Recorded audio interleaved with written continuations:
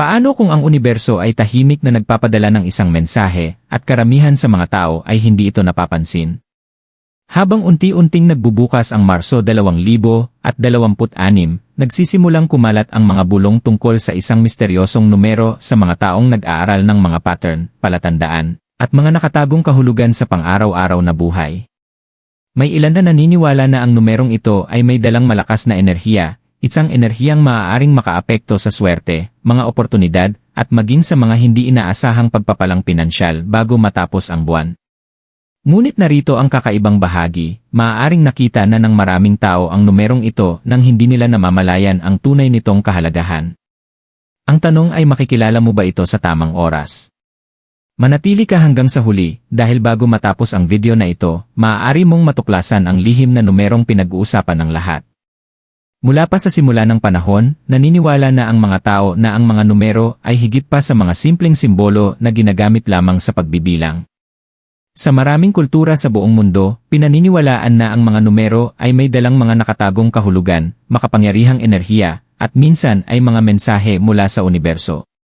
Mula sa sinaunang numerolohiya hanggang sa mga espiritual na tradisyon, may ilang numero na madalas lumilitaw sa mga sandali ng pagbabago, oportunidad, o hindi inaasahang kapalaran. Ngayon, habang nagpapatuloy ang Marso 2026, may ilang mga tagamasid na nagsimulang mapansin ang isang kakaibang pattern, isang numero na tila paulit-ulit na lumilitaw sa mga hindi inaasahang lugar. May mga nagsasabing ito ay nagkataon lamang, habang ang iba naman ay naniniwala na maaaring ito ay isang banayad na palatandaan na tumuturo sa mga bagong posibilidad, lalo na pagdating sa mga oportunidad sa pananalapi at mga sandaling maaaring magbago ng buhay. Ngunit ano nga ba ang misteryosong numerong ito, at bakit ito pinag-uusapan ngayon? Sa video na ito, tuklasin natin ang kwento sa likod ng lihim na numero ng Marso 2026 at kung paano mo ito maaaring mapansin bago matapos ang buwan. Manatili ka sa panonood. Ang misteryo ng mga numero at ng tadhana. Sa loob ng maraming siglo, naniniwala ang mga tao mula sa iba't ibang sibilisasyon na ang mga numero ay may kahulugang mas malalim kaysa sa simpleng matematika. Bago pa man umusbong ang makabagong teknolohiya at agham, pinag-aralan na ng mga sinaunang kultura ang mga numero bilang mga simbolo ng mga nakatagong pattern sa universo. Naniniwala sila na ang mga numero ay maaaring magbigay ng mga pahiwatig tungkol sa tadhana, tamang panahon, at maging sa mga sandaling biglang lilitaw ang mga oportunidad sa buhay ng isang tao. Sa sinaunang Greece, itinuro ng mga pilosopo tulad ni Pythagoras na ang mga numero ang pundasyon ng lahat ng umiiral. Naniniwala siya na ang mismong universo ay sumusunod sa isang matematikal na harmonya, kung saan ang bawat pangyayari at bawat sandali ay may sariling ritmong numerikal. Ayon sa mga sinaunang aral na ito, may ilang numero na lumilitaw sa mga panahong malapit nang mangyari ang pagbabago, swerte, o mahahalagang desisyon. May kahalintulad na paniniwala rin sa maraming bahagi ng mundo. Sa mga tradisyon sa silangan, ang mga numero ay madalas iniugnay sa espiritual na enerhiya at sa mga siklo ng buhay. May ilang numero na itinuturing na simbolo ng balanse, paglago, o kasaganaan. Maingat na pinapansin ng mga tao ang mga numerong paulit-ulit na lumilitaw, dahil naniniwala silang ang mga pattern na ito ay mga senyales na gumagabay sa kanila sa tamang oras upang kumilos. Hanggang sa ngayon, marami pa ring tao ang nakakapansin ng mga kakaibang pagkakataon na may kinalaman sa mga numero. May isang tao na maaaring paulit-ulit na makita ang parehong numero sa orasan, sa resibo, sa numero ng telepono, o sa iba't ibang random na lugar sa kanyang araw-araw na buhay. Sa simula, maaaring mukhang simpleng nagkataon lamang ito, ngunit kapag ang parehong numero ay patuloy na lumilitaw, natural itong nagdudulot ng kuryosidad. Ito ba ay purong pagkakataon lamang, o may mas malalim na kahulugang nakatago sa mga pattern na ito? Ito ang dahilan kung bakit may mga buwan o sandali na nakakakuha ng pansin ng mga tao kapag may kakaibang pattern ng mga numero na nagsisimulang lumitaw. At habang nagpapatuloy ang Marso 2026, marami ang nagsisimulang magbulungan tungkol sa isang partikular na numero na tila mas madalas lumilitaw kaysa sa inaasahan. Ang tunay na tanong ngayon ay hindi na kung may kahulugan ba ang mga numero, kundi kung ang partikular na numerong ito na lumilitaw sa Marso 2026 ay maaaring senyales na may mahalagang bagay na naghihintay sa mismong malapit na hinaharap. Bakit espesyal ang Marso 2026? Paminsan-minsan, may isang partikular na sandali sa panahon na tila may kakaibang enerhiya.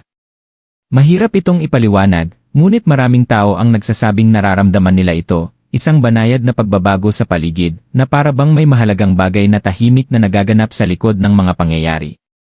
Para sa mga taong nag-aaral ng mga pattern, tamang panahon, at simbolikong kahulugan ng mga numero, may mga buwan na mas kapansin-pansin kaysa sa iba. At ayon sa maraming tagamasid, ang Marso 2026 ay tila isa sa mga sandaling iyon. May ilang mahilig sa numerolohiya ang naniniwala na kapag ang mga numero sa isang petsa ay nagkakatugma sa isang partikular na paraan, lumilikha ito ng natatanging enerhiya na maaaring makaapekto sa mga pangyayari at oportunidad. Kapag masusing tiningnan ang Marso 2026, may mga kawili-wiling pattern ng numero na lumilitaw. Ang numero ng buwan, ang taon, at ang mga siklong kaugnay nito ay tila bumubuo ng mga kombinasyon na para sa ilan ay sumisimbolo ng pagbabago, paggalaw, at posibilidad ng hindi inaasahang kapalaran.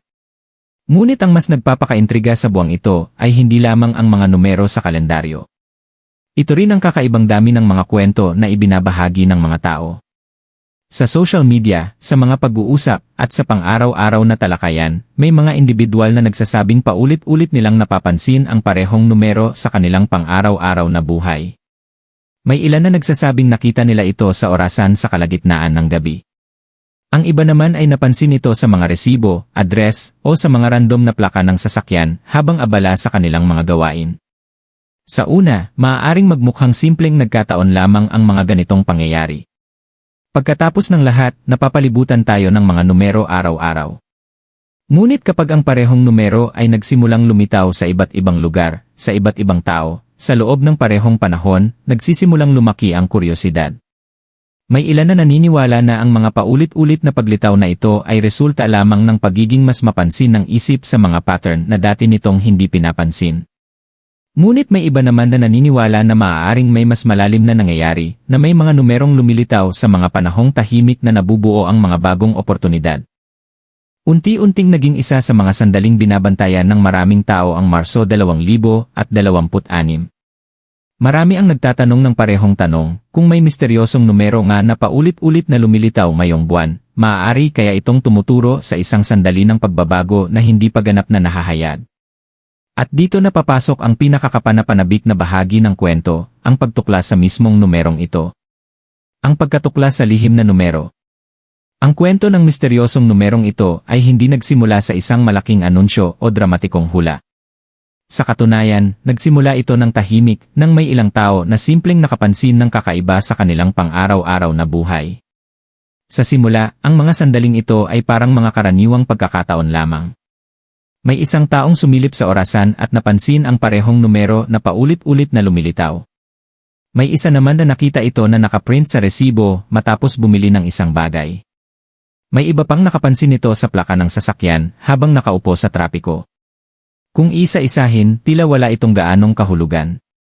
Ngunit unti-unti, naging mahirap ng baliwalain ang pattern. Isa sa mga unang taong nagsalita tungkol sa pattern na ito ay isang mananaliksik na matagal nang nag-aaral ng numerolohiya at ng mga simbolikong pattern sa mga pang-araw-araw na pangyayari. Habang sinusuri niya ang iba't ibang kombinasyon ng mga numero na may kaugnayan sa kalendaryo ng Marso 2026, may napansin siyang kakaiba. May isang partikular na numero na tila paulit-ulit na lumilitaw kapag sinusuri ang mga petsa, siklo, at mga numerikal na pagbawas ng buwan. Dahil sa kanyang kuryosidad, nagsimula siyang mas maging mapagmasid sa mga pang-araw-araw na sitwasyon. Sa paglipas ng panahon, ang parehong numero ay lumitaw sa mga hindi inaasahang lugar, sa mga notification ng telepono, sa mga address ng gusali, sa kabuang halaga ng mga transaksyon, at maging sa oras ng mga random na mensahe. Para bang tahimik na nakapaloob ang numerong ito sa ritmo ng pang-araw-araw na buhay. Mas naging kapanapanabik ang sitwasyon nang magsimulang magbahagi rin ng kaparehong karanasan ang ibang tao. Ang mga tao mula sa iba't ibang lugar na may ganap na magkakaibang mga gawain ay nagsimulang mapansin ang parehong numero na lumilitaw sa paligid nila. May ilan na nakikita ito ng maaga sa umaga sa digital na orasan, habang ang iba naman ay napapansin ito sa gabi kapag tinitingnan nila ang kanilang telepono. Di nagtagal, nagsimulang pag-usapan ito ng mga online na komunidad na tumatalakay sa mga pattern, simbolismo, at mga espiritual na palatandaan. Nabuo ang mga diskusyon tungkol sa posibilidad na ang numerong ito ay maaaring higit pa sa simpleng pagkakataon. Para sa ilan, ito ay simbolo ng isang sandali ng pagkakatugma, isang punto sa panahon kung kailan ang mga oportunidad ay tahimik na nagsisimulang mabuo sa ilalim ng ibabaw. Bagamat walang sinuman ang makapagsabi ng tiyak kung bakit madalas lumilitaw ang numerong ito, patuloy na lumalaki ang kuryosidad ng mga tao. Habang mas pinapansin nila ito, mas madalas itong tila lumilitaw. At kalaunan, matapos ang mga linggo ng pagmamasid at pag-uusap, isang ideya ang mas naging laganap kaysa sa iba. Ayon sa mga taong nag-aaral ng pattern na ito, ang numerong pinaniniwalaang may espesyal na kahulugan ngayong Marso 2026 ay 27. Ngunit ang tunay na misteryo ay hindi lamang ang numero mismo. Ang mas mahalagang tanong ay kung bakit tila lumilitaw ang numerong ito sa eksaktong panahong ito, at kung ano ang maaaring sinisimbolo nito para sa mga taong mapapansin ito bago matapos ang buwan. Paano maaaring makaapekto ang numerong ito sa iyong buhay? Nang magsimulang makakuha ng pansin ang numerong 27, maraming tao ang nagsimulang magtanong ng parehong bagay, maaari ba talagang makaapekto ang numerong ito sa kanilang buhay, o isa lamang itong kawili-wiling pagkakataon? Para sa mga nag-aaral ng numerolohiya at simbolikong kahulugan, ang bawat numero ay may natatanging enerhiya. Pinaniniwalaan na ang mga enerhiyang ito ay kumakatawan sa iba't ibang tema tulad ng paglago, pagbabago, oportunidad o pagninilay. Kapag masusing sinusuri ng mga numerologo ang numerong 27, madalas nila itong hinahati sa mas maliliit na bahagi upang maunawaan ang mas malalim nitong kahulugan. Ang numerong 2 ay karaniwang iniugnay sa balanse, pakikipagtulungan at paggawa ng desisyon. Ipinapahiwatig nito ang mga sandaling hinihikayat ang mga tao na magtiwala sa kanilang kutob at manatiling bukas sa mga bagong posibilidad. Samantala, ang numerong 7 ay madalas na konektado sa karunungan, intuisyon, at nakatagong kaalaman.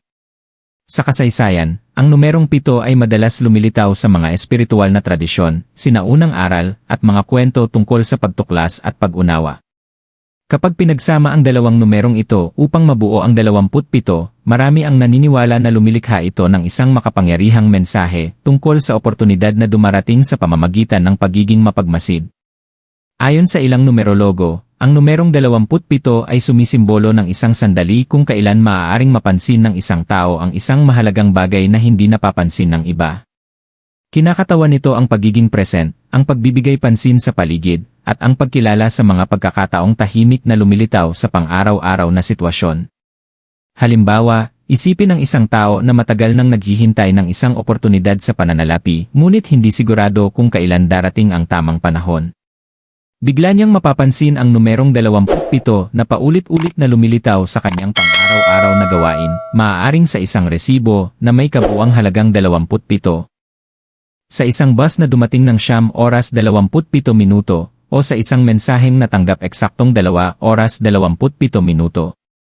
Bagamat mukhang maliit na bagay lamang ang mga sandaling ito, may mga naniniwala na ang ganitong mga pattern ay nagsisilbing paalala upang manatiling alerto at handa sa mga hindi inaasahang posibilidad. May iba rin na naniniwala na hinihikayat ng numerong ito ang pagninilay at paghahanda. Sa halip na mangako ng agarang kayamanan o bigla ang swerte, maaaring magsilbi ang numero bilang senyales na ang mga oportunidad ay tahimik na nabubuo sa likod ng mga pangyayari. Ang mga taong nananatiling matyaga, mapagmasid, at bukas ang isip ay maaaring mapansin ang mga pintuang dati ay nakatago. Siyempre, hindi lahat ay naniniwala na may ganitong kahulugan ang mga numero.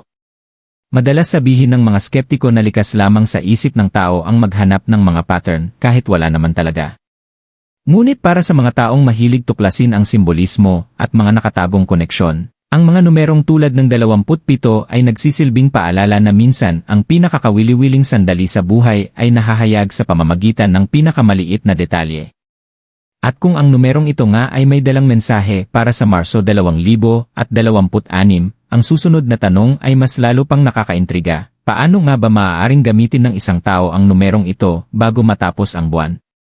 Mga paraan para gamitin ang numero bago matapos ang buwan.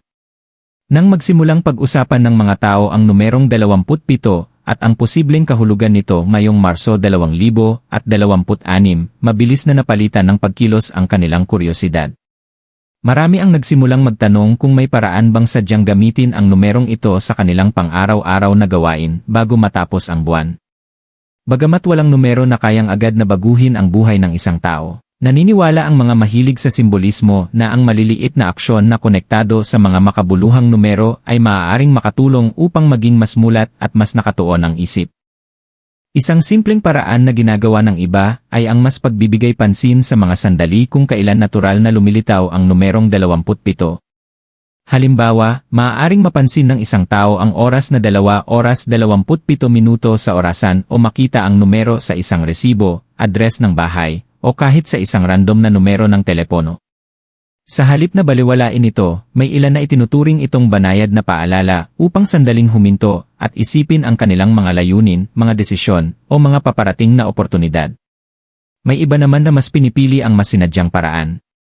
Ang ilan ay sinusulat ang numerong 27 sa isang lugar na madali nilang makita, tulad ng sa notebook, sa isang paalala sa telepono, o kahit sa maliit na papel na inilalagay sa kanilang mesa. Tuwing nakikita nila ito, naglalaan sila ng ilang sandali upang pag-isipan kung ano ang nais nilang makamit bago matapos ang buwan. Nagiging maliit itong simbolo ng pokus, kamalayan, at kahandaan sa pagbabago. May isa pang kawili-wiling gawain na konektado mismo sa numero.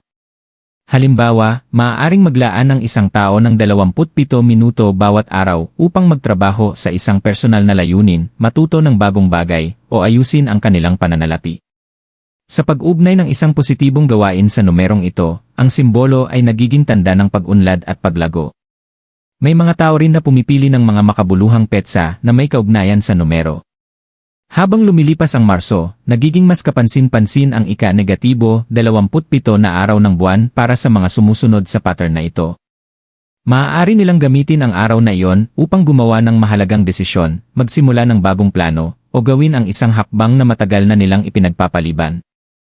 Sa huli, ang tunay na kapangyarihan ng ganitong mga gawain ay hindi nagmumula sa numero mismo, kundi sa kamalayang nalilikha nito. Sa pamamagitan ng pagbibigay pansin, pagtatakda ng mga layunin, at pananatiling bukas sa mga oportunidad, madalas natutuklasan ng mga tao na ang maliliit na paalala ay maaaring magdala ng malalaking pagbabago. At kung ang numerong 27 nga ay may dalang mensahe ngayong Marso 2026, ang susunod na hakbang ay ang mapansin ang mga palatandaan na maaaring nagsisimula na itong kumilos. Mga palatandaan na gumagana ang numero. Habang mas binibigyang pansin ng mga tao ang numerong 27, marami ang nagsisimulang magtanong kung paano nila malalaman kung talagang may impluensya ito sa kanilang buhay. Bagamat walang siyentipikong paraan upang sukatin ang ganitong epekto, naniniwala ang mga sumusunod sa simbolikong mga pattern na may maliliit na palatandaan na nagsisimulang lumitaw kapag ang isang tao ay mas nagiging mulat sa mga oportunidad sa paligid niya. Isa sa mga pinakakaraniwang palatandaan na binabanggit ng mga tao ay ang simpleng mas madalas na pagkapansin sa numerong ito kaysa dati. Kapag naging mulat na ang isang tao rito, maaaring lumitaw ang numero sa mga hindi inaasahang lugar, tulad ng oras sa isang mensahe, kabuang halaga sa resibo, o numero sa isang dumadaang sasakyan.